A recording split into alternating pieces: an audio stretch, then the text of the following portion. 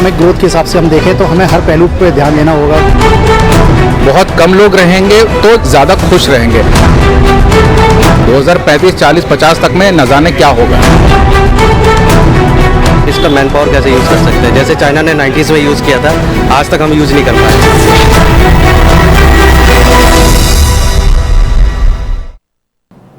जनसंख्या मामले में इंडिया बना वर्ल्ड चैंपियन। आज से करीब 72 साल पहले किसी ने भी अंदाजा नहीं लगाया था कि भारत की आबादी में 106 करोड़ की बढ़ोतरी हो जाएगी। भविष्य में क्या हालात होंगे और इसका अनुमान लगाया गया कि आने वाले वक्त में ये जनसंख्या विस्फोट जो है वो जारी रहेगा।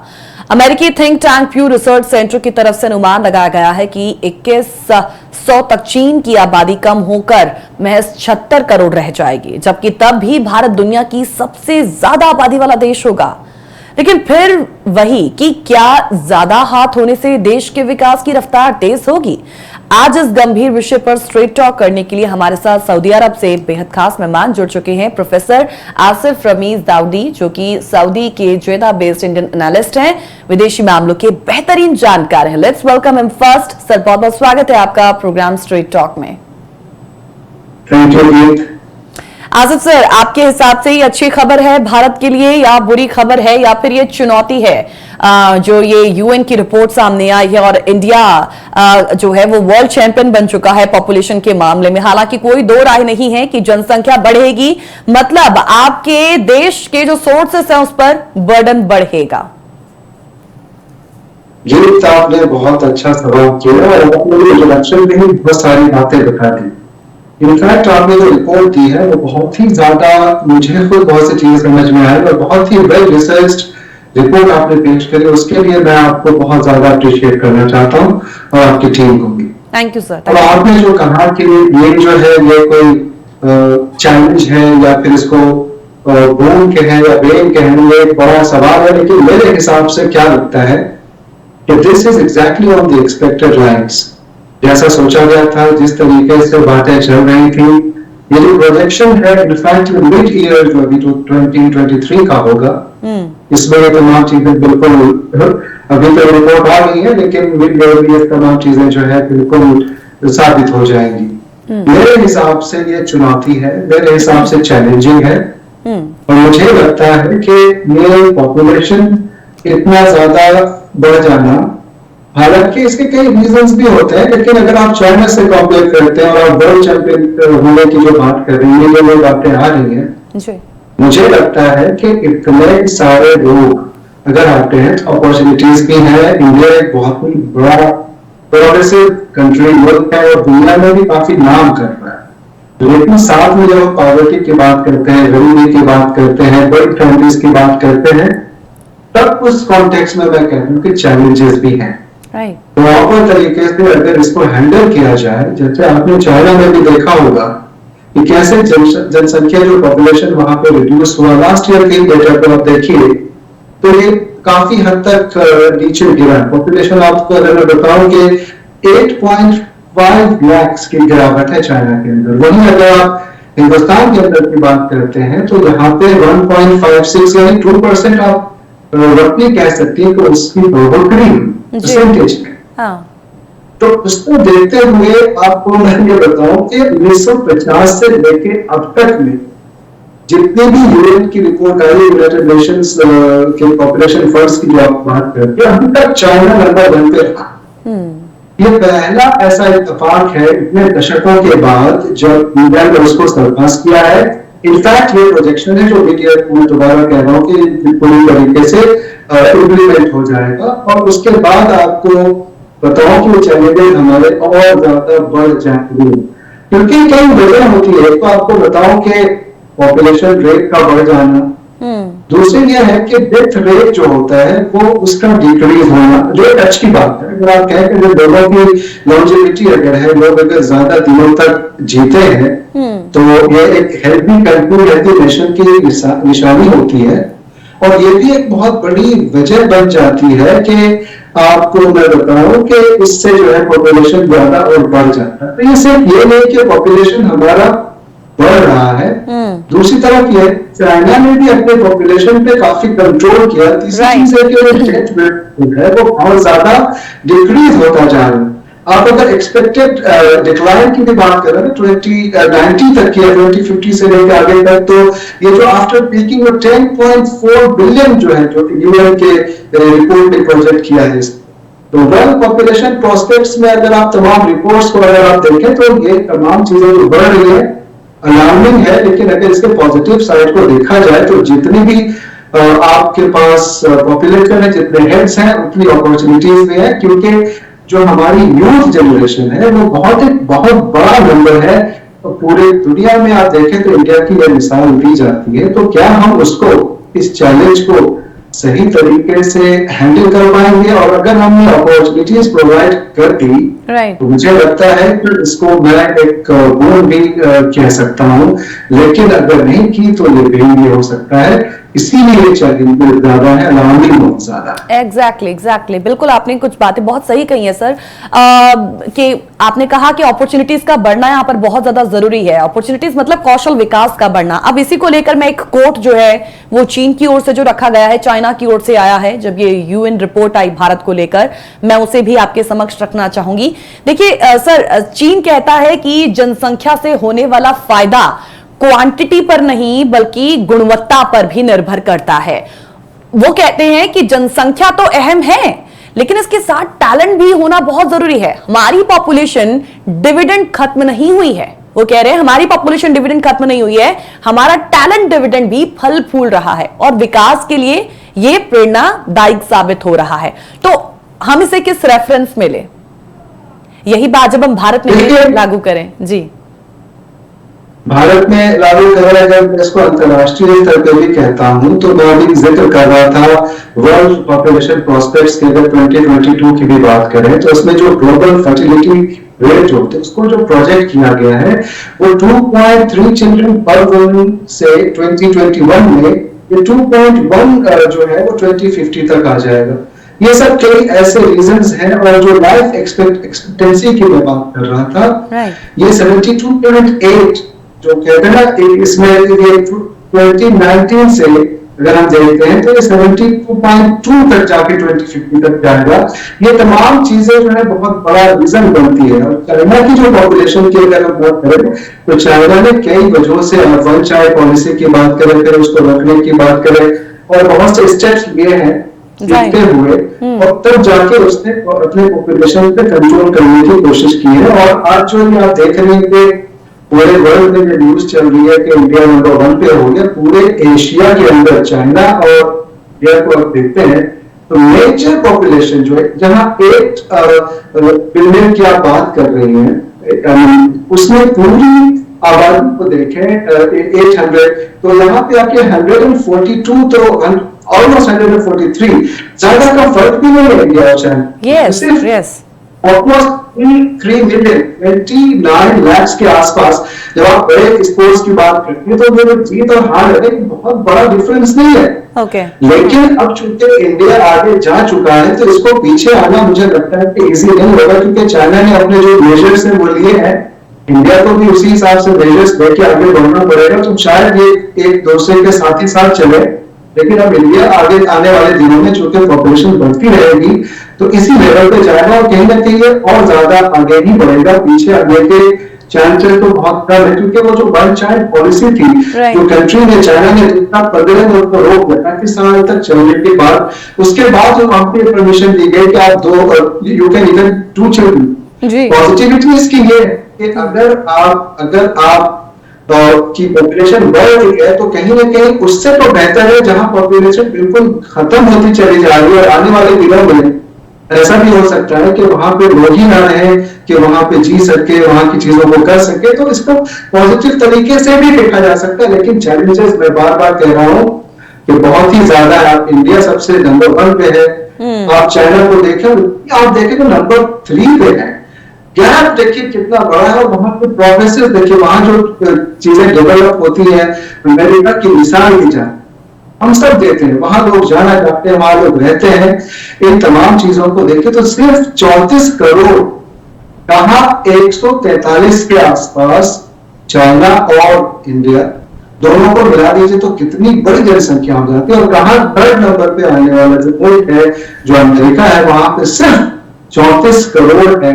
तो इसको आप बहुत ज्यादा समझने की कोशिश करिए कि कैसे यूएस है, यूएस के बाद आप देखिए इंडोनेशिया है, पाकिस्तान है, ब्राजील की बात करें, तमाम वो कंट्रीज आते जाते हैं, आगे चलेगा तो बांग्लादेश, मेक्सिको, इस्तेमाल आ जाएगी। राइट।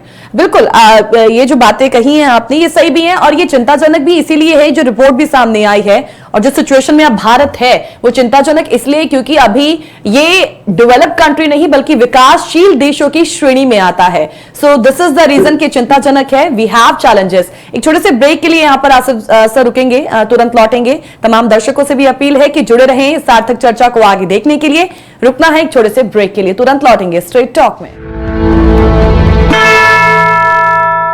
आसिफ जी, आबादी के मामले में देखिए भारत के नंबर 1 पायदान पर पहुंचने की अब जो चर्चाएं हैं वो बहुत ज्यादा हो रही हैं, लेकिन इस बीच कुछ लोग भी ऐसे हैं जो जनसंख्या नियंत्रण कानून की बात भी छेड़ने लगे हैं। बिटवीन हमने जनता की जो कुछ है पब्लिक रिएक्शंस जो है वो दिखाई भी थे, उनका भी ये मानना है कि कंट्रोल करने की जरूरत है, तो जनसंख्या नियंत्रण कानून लाने की बात कही गई। भले ही भारत पहली बार जनसंख्या के मामले में दुनिया का नंबर 1 देश बना हो, लेकिन आबादी को नियंत्रण करने की जो मांग है वो नई बिल्कुल नहीं है। आज हम देखते हैं कि जनसंख्या नियंत्रण कानून को लेकर पिछले कई दशकों से ये जो एक डिबेट है वो सिर्फ डिबेट तक ही सीमित है। 1970 के दशक से हम सभी जो हैं, हम दो हमारे दो का जो नारा है वो सुनते आए हैं। हालांकि कभी भी किसी सरकार ने जनसंख्या नियंत्रण के कानून को लागू करने की जो एक कहे हिम्मत है वो नहीं दिखाई है। जब हम संजय गांधी की बात करते हैं तो इमरजेंसी के दौरान भी नसबंदी का एक अभियान चलाया गया था, जब शहरों गांव से लोगों को पकड़ कर नसबंदी कराई गई थी और उस वक्त काफी लोगों ने इसका विरोध भी किया था। तो जनसंख्या नियंत्रण का ये जो तरीका था इसका काफी उस वक्त विरोध हुआ, तो इसका नतीजा हमने देखा कि उस वक्त जब आगे लोकसभा चुनाव आए तो कांग्रेस को भारी शिकस्त का सामना भी करना पड़ा है। सो उस वक्त से लेकर अगर हम अब तक की भी बात करें तो हम देखते हैं कि जनसंख्या नियंत्रण को लेकर कभी कोई ठोस कदम उठाने की कभी किसी ने कोशिश ही नहीं की है। तो मैं आपसे ये समझना चाहती हूं कि क्या आपको लगता है कि भारत में जनसंख्या को लेकर किसी तरह के कानून की जरूरत है? देखिए, ये सवाल ऐसा है कि इस पे बहुत चर्चाएं हुई हैं और होती रहती हैं और कंट्रोवर्सीज भी होती हैं। सबसे अच्छी बात तो हमारे मुल्क के अंदर की है वो एक हमारा जो कॉन्स्टिट्यूशन है, संविधान है, डेमोक्रेसी है। लोगों को बोलने की आजादी है, लोग अपने हिसाब से अपनी राय रखते हैं और उसमें से बहस होती है, उसके बाद चीजें आगे बढ़ती हैं जी। अब यहाँ पे इस बात को लाने की जरूरत है। उसको देखते हुए अभी जो अलार्मिंग सिचुएशन आई है, चाइना की अगर मिसाल ले लें, वन चाइल्ड पॉलिसी, फिर उसके बाद कैसे 2015 में हटा के उसको वापस 2 बच्चे रख सकते हैं वहां के लोग, इस पॉलिसी पे आना पड़ा। तो देखिए, टेम्पररी अगर आपको कोई ऐसे चैलेंजेस नजर आते हैं तो उसमें आप कानून टेम्पररी तो ला ही सकते हैं, और जो एक संवैधानिक तरीका होता है उसके हिसाब से लाएं, जो आपके रूल्स जो कहती है उसके हिसाब से लाएं आप, बल्कि पब्लिक मैंडेट भी लिख सकते हैं। देखिए, अभी एक अच्छी बात बताऊं, इसी संख्या के बारे में जो अभी रिपोर्ट आई है, यूनाइटेड नेशन पॉपुलेशन फंड जो है UNFPA, वहां की इंडिया की जो रिप्रेजेंटेटिव है एंड्रिया विंचर, उन्होंने क्या कहा आपने भी देखा, उन्होंने कहा कि India's 1.4 billion people must be seen as 1.4 billion opportunities।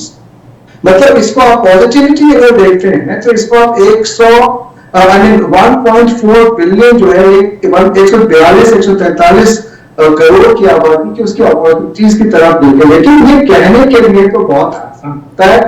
Challenges जो मैं कह रहा हूँ वो ये है कि जब तक कि आप मेजर्स नहीं लेंगे, जब तक आप उन टैलेंट्स को सही तरह से यूज नहीं करेंगे, अपॉर्चुनिटीज नहीं पैदा करेंगे, हमारा मुल्क जो है ज्यादातर आप देखें कि किसान प्रधान, किसानों का, गांव का, खेत खलिहानों का मुल्क, तो वहां पे देखें कि एग्रीकल्चर से रिलेटेड चीजें जो है बहुत ज्यादा होती रही आज तक।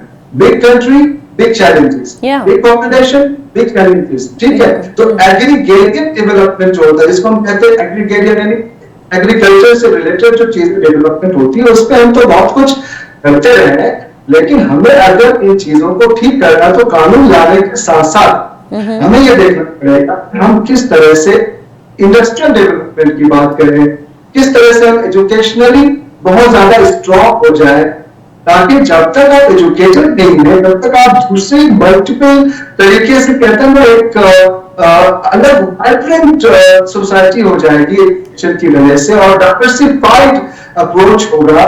सिर्फ कानून लाने से भी आप देखते हैं बहुत से कानून लाते हैं लोग जो उसका उल्लंघन भी करते हैं। कानून लाने से फायदे जरूर है, लेकिन क्या आपके अंदर जो इंसान खुद है वो उसको फॉलो करना चाहेगा, तो उसके हिसाब से बहुत सी चीजें हो सकती है, और वो एजुकेशन ही हो सकती है। अगर आप जॉब अपॉर्चुनिटीज पे काम कर सकते हैं, अगर आप इंडस्ट्रियल डेवलपमेंट की तरफ जा सकते हैं, तो मुझे लगता है कि जो अभी हमारे इसने क्या कहते हैं इंडिया की जो रिप्रेजेंटेटिव उनके हिसाब से हम अपॉर्चुनिटीज की तरफ भी उसको ले सकते हैं। और कानून का तो आपका सवाल है कानून लाने का, तो देखिए ये डिबेटेबल चीज है, इस पर डिबेट होनी चाहिए, और इसकी पॉजिटिविटी क्या है तो देखते हुए अगर टेम्पररी बेसिस पे भी कुछ कानून लाने की जरूरत पड़ सकती है, तो देखिए हमारे पास लॉ मेकर्स है, कॉन्स्टिट्यूशन है और पार्लियामेंट है, वहां पे ये तमाम चीजें आगे आ सकती है। मेरे हिसाब से अगर जरूरत पड़ती है तो जरूर कानून लाए, लेकिन जो प्रोसेस है, जो रूल्स है, लॉज है, उसको फॉलो करते हुए। लेकिन अगर इतनी पॉपुलेशन अभी है तो पॉजिटिव साइड को जरूर देखें, उसकी अपॉर्चुनिटीज को समझने की कोशिश करें, और किस तरीके से हम उनको ज्यादा से ज्यादा मौका दे सके उन टैलेंट्स को यूज। आज देख रहे आप एक चीज पूरी दुनिया में, आप चाहे जितने भी बड़े मल्टीनेशनल कंपनीज हैं उसके सीईओ जो हैं इंडिया के लोग वहां पे हैं, हर जगह लीड कर रहे हैं। और जो हमारे अंदर जो यूथ पॉपुलेशन है, जो हमारे अंदर जो युवा शक्ति है, वो बहुत बड़ी है।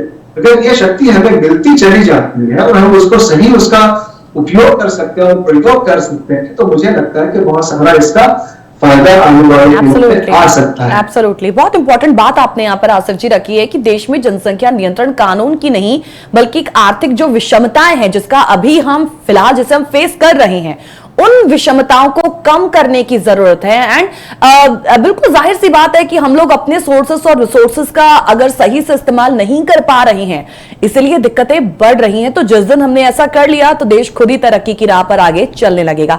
एक और बात है यहाँ पर मैं आपसे जरूर पूछना चाहूंगी, क्योंकि जब जब जनसंख्या नियंत्रण कानून की बात सामने आती है तो यहाँ पर हमारे देश के कई तबकों में इसे लेकर जो है वो अलग अलग बहसें छिड़ने लगती हैं। मैं चाहूंगी कि आप उसे जरूर हमारे साथ जो है हमें वो जो बात है समझाने की कोशिश करें कि ये इंडिया में जनसंख्या नियंत्रण कानून, इस लॉ को लागू करना ही इतना मुश्किल क्यों लगता है। मतलब बहस तो अपनी तरफ है, लेकिन जब लागू करने की बात आती है तो कहते हैं कि ये बहुत डिफिकल्ट है, ये नहीं हो सकता। उसकी कारण क्या है? कारण ये है कि हम देखते हैं बहसें किस बात को लेकर छिड़ती हैं। जनसंख्या नियंत्रण कानून को लेकर तमाम जो अल्पसंख्यक समुदाय है, माइनॉरिटीज हैं, वो इस पर मुखर हो जाते हैं। खासतौर पर हम देखा गया है कि मुस्लिम नेताओं का यह कहना होता है कि यह कानून नहीं बनाया जाना चाहिए।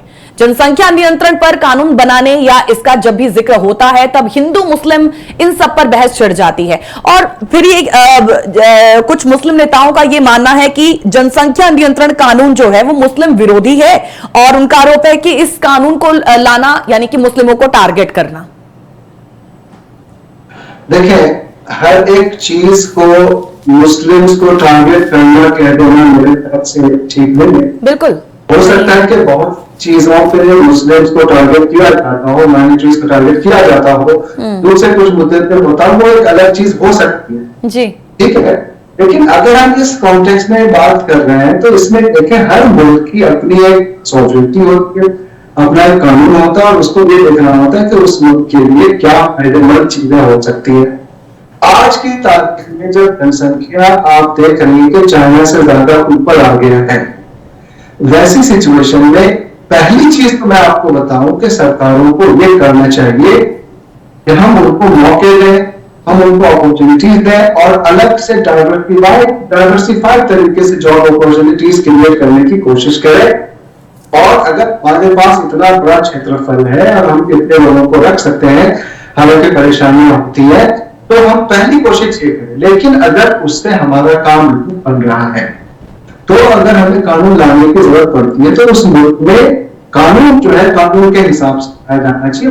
मुश्किलें परेशानियां तो आती हैं, लोग देखे अपने अपने हालत रखते हैं, यही ब्यूटी है हमारे मुल्क की। चाहे मुस्लिम समाज हो चाहे माइनॉरिटीज हो, अपने हिसाब से कहती है। मुस्लिम समाज वो इसलिए कहती है कि कुछ इस तरीके की चीजें हैं क्या कहते हैं इकोनॉमिक पॉइंट ऑफ व्यू से मैं उस पर नहीं जाना चाहूंगा, लेकिन उसमें कुछ चीजें हैं जिसको देखते हुए वो इस तरीके की बातें करते होंगे। लेकिन हमें लगता है कि बहुत सी चीजों में हमें प्रोग्रेसिव सोच रखने की जरूरत है और ये देखना है कि अगर कोई मुल्क उस अपने हिसाब से उस कानून को किसी कानून को लाता है, हम उसमें किस तरीके से पॉजिटिवली कंट्रीब्यूट कर सकते हैं और उसको वो देखे अपने मुल्क के कानून को फॉलो करना भी हमें हमारा मसला करता है। जिस मुल्क में रहते हैं वहां के लिए कंस्ट्रक्टिवली और सब करते हैं, ऐसा नहीं। कुछ लोग ऐसे हैं और हमारे जो नेता लोग हैं, सबसे बड़ी बात तो मैं बताऊं कि पहले जो हमारे कोई खास बड़े कोई ऐसे नेता है नहीं, और जो भी है वो सिवाय बरगलाने के और वोट बैंक पॉलिटिक्स करने के और मिसयूज करने के कुछ भी नहीं करते हैं।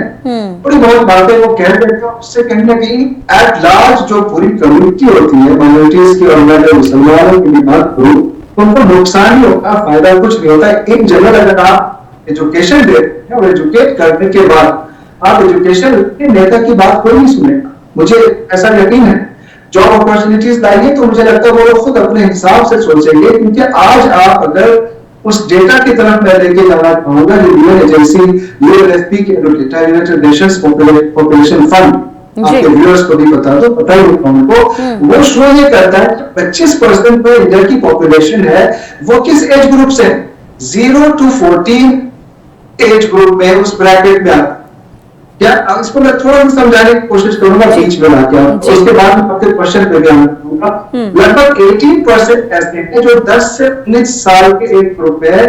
26% ऐसे इंडिया की पॉपुलेशन जो है वो 10 to 24, 10 से 14 साल के एज ब्रैकेट है। तो आपको मैं बताऊं कि युवाओं का देश है, और इस देश में अगर आप कानून की बात करेंगे कि कानून लाया जाए और लोग जो इस तरीके से रुकावटें डालते हैं, तो उन युवाओं के अंदर आप एजुकेशन लाने की कोशिश करिए, उन युवाओं के अंदर आप जॉब अपॉर्चुनिटीज लाने की कोशिश करिए। वो जरूर समझेंगे और वो अपने मुल्क के अंदर जो बेस्ट चीज, बेस्ट लॉ हो सकते हैं वो नेताओं के भड़काने पे नहीं आएंगे, क्योंकि हमारे जो क्षेत्रफल है, आप देखें कि पूरी दुनिया में अगर भारत और चीन के क्षेत्रफल की बात करें तो 18% क्षेत्रफल है, सबसे ज्यादा आप कह सकते हैं। और ये पूरे दुनिया के इसके हमारे इन दो कंट्रीज ने उसको यूज किया हुआ। उसमें पॉपुलेशन की बात करें तो कितनी बड़ी पॉपुलेशन है, राइट। युवाओं के जो आप 26% मैंने आपको बताया वो